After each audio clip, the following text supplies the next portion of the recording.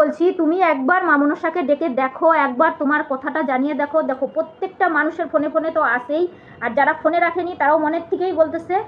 কিন্তু সত্যি মা মনসার কথা শোনে, আমার তো ডাক শুনছেই, তবে অনেকটা মানে পরিস্থিতি খুব খারাপের মধ্যেই গেছিলো, সেখান থেকে অনেকটা উঠছি, আরও উঠবো। মা মনসার সাথে থাকুক, মা কালী, শিবশম্ভু সবাই তোমরা সাথে থেকো, এটুকুই বলবো। তবে সত্যি মানে মা এতটা যে ভাইরাল হয়েছে সেটা মায়ের গুণে।